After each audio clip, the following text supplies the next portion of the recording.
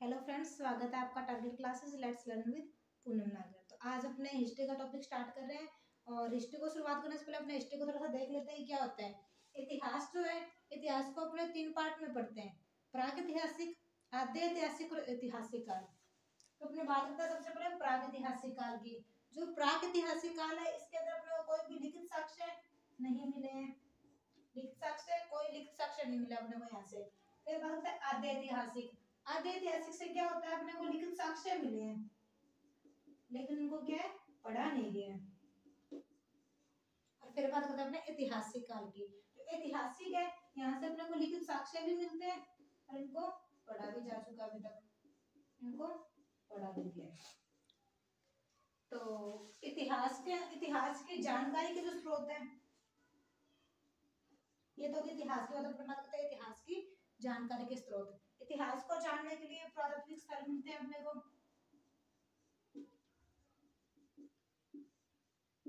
कुछ यहाँ से अपने को धार्मिक ग्रंथ मिलते हैं, यानी साहित्य स्रोत कह सकते हैं इनको, अपने साहित्य स्रोत मिले। प्राथमिक स्थल, साहित्य स्रोत, कुछ विदेशी विवरण है अपने पास, जिससे अपने को क्या है, इतिहास की जानकारी मिलती है, विदेशी विवरण। तो आज का जो अपना टॉपिक रहेगा वो रहेगा इतिहास, साहित्य स्रोत। साहित्य स्रोत भी 2 प्रकार के होते हैं, लौकिक और एक होते हैं धार्मिक। तो आज हम पढ़ेंगे धार्मिक ग्रंथ में आज हम पढ़ेंगे वेद। वेद है वो विद धातु से बना है। वेद किससे बना है? विद धातु से बना है। विद का अर्थ होता है जानना या ज्ञान प्राप्त करना। वेदों की संख्या टोटल 4 है। वेद 4 है, ऋग्वेद, यजुर्वेद, सामवेद, अथर्ववेद। वेदों की संख्या कितनी है? 4 है। ऋग्वेद, यजुर्वेद, सामवेद, अथर्ववेद। अपने बात करते हैं ऋग्वेद की।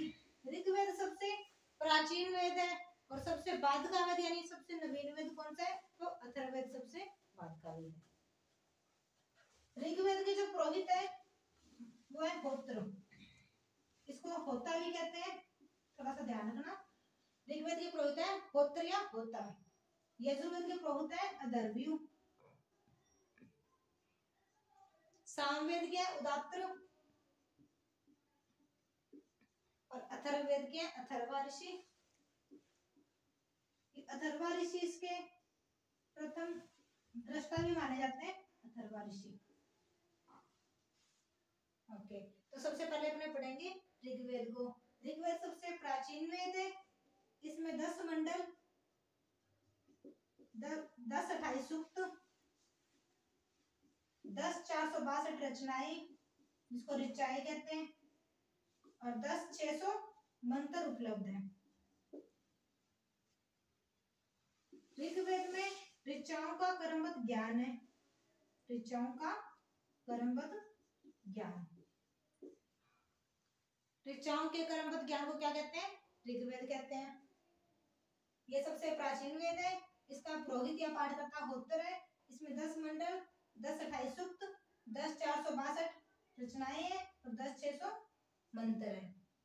10 मंडल में से अपने बात करते हैं तीसरे, 7वें, 8वें, 9वें और 10वें मंडल की। जो तीसरा मंडल है ये विश्वामित्र द्वारा रचित है, जिसके अंदर गायत्री मंत्र है। तीसरा मंडल विश्वामित्र द्वारा रचित गायत्री मंत्र का उल्लेख मिलता है। गायत्री मंत्र ये सूर्य की पत्नी सावित्री को समर्पित है। तीसरे मंडल में गायत्री मंत्र विश्वामित्र द्वारा रचित सूर्य की पत्नी सावित्री को समर्पित है। 7वें मंडल में वरुण देवता की जानकारी मिलती है। 7वें मंडल से हमको वरुण देवता की जानकारी मिलती है। 8वें मंडल में अपने को हस्तलिखित रचनाएं मिलती है। हस्तलिखित रचनाएं जिसको क्या कहा गया है?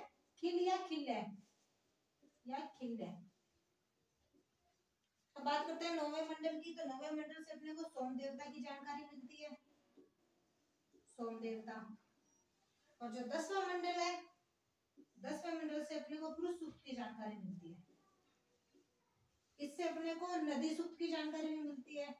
इसी से सूर्य सूक्त की जानकारी मिलती है और इसी से नासिक सूक्त की जानकारी मिलती है। नासिक सूक्त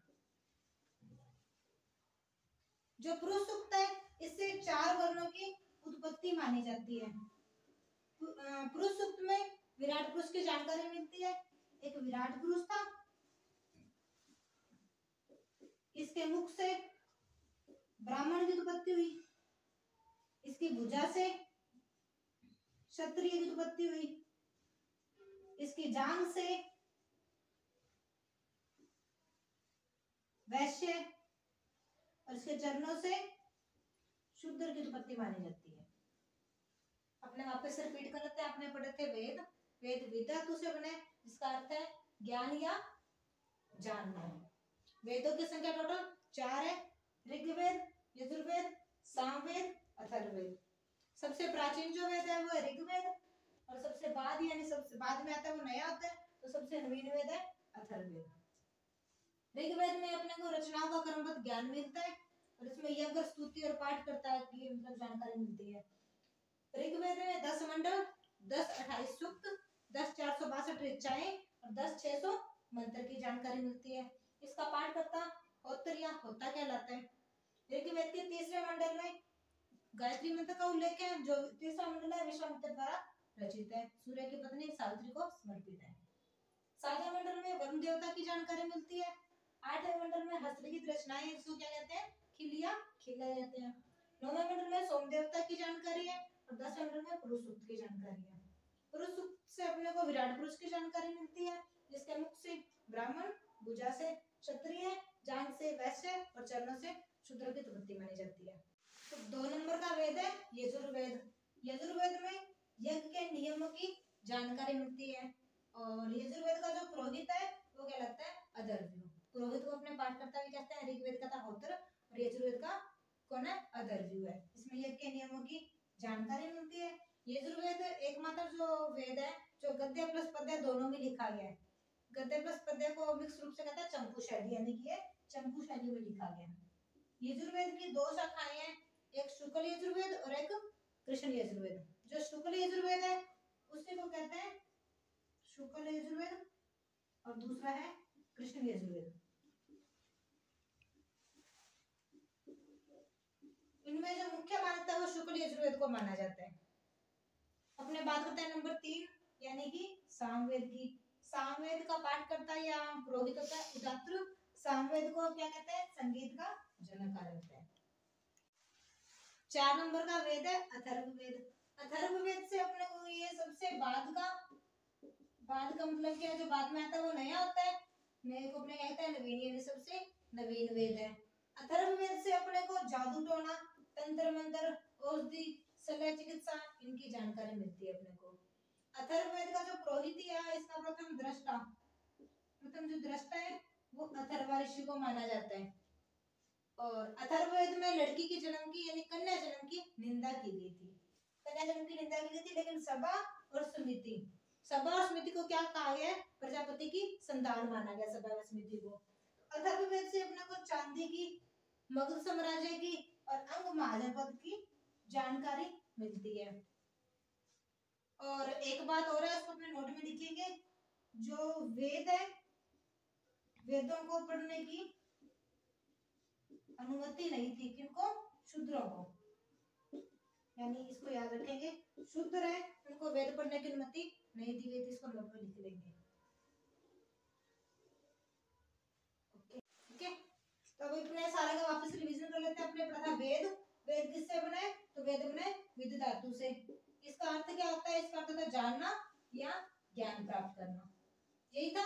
वेदों की संख्या टोटल थी 4, जिसमें से पहला था ऋग्वेद, दूसरा था यजुर्वेद, तीसरा था सामवेद, और नंबर 4 पे आता है अथर्ववेद। सबसे प्राचीन जो वेद है, यानी जो सबसे पहले लिखा गया था, सबसे प्राचीन है वो है ऋग्वेद, और सबसे बाद का यानी नवीन वेद है अथर्ववेद। इनकी बात होता है पुरोहित की, तो ऋग्वेद का होता है होत्र, यजुर्वेद का होता है अदर्व्यु, सामवेद का होता है उदात्र, और अथर्ववेद का होता है अथर्व ऋषि। ऋग्वेद में 10 मंडल, 10 28 सूक्त, 10 462 रचनाएं और 10 600 मंत्रों की जानकारी मिलती है। ऋग्वेद से अपने को क्या है, रचनाओं के क्रमबद्ध ज्ञान की जानकारी मिलती है। इससे यज्ञ स्तुति के नियमों की जानकारी मिलती है अपने को। और ऋग्वेद के अंदर अपने को इंद्र देवता प्लस अग्नि देवता की जानकारी मिलती है। ऋग्वेद से अपने को इसके 10 मंडल में से अपने पास तीसरे मंडल की 8वें की, 7वें की, 9वें की और 10वें की। तीसरे में गायत्री मंत्र, 7वें में वरुण देवता, 8वें में खिल्ले की, 9वें में सोम देवता और 10वें में क्या है पुरुष सूक्त की जानकारी मिलती है। पुरुष सूक्त में पढ़ा था अपने विराट पुरुष, इसके मुख से ब्राह्मण, भुजा से क्षत्रिय, जांग से वैश्य और चरणों से शूद्र की उत्पत्ति मानी जाती है। यजुर्वेद गद्य पद्य में लिखा गया, चंपू शैली में लिखा गया था। और एक के नियम है, सामवेद को कहते हैं संगीत का जनक और अथर्ववेद में शल्य चिकित्सा, औषधि विज्ञान और जादू टोने की जानकारी है। कन्या जन्म की निंदा की गई थी इसके अंदर, और सभा समिति को प्रजापति की संतान माना गया और शूद्रों को वेद पढ़ने की अनुमति नहीं थी। Thank you.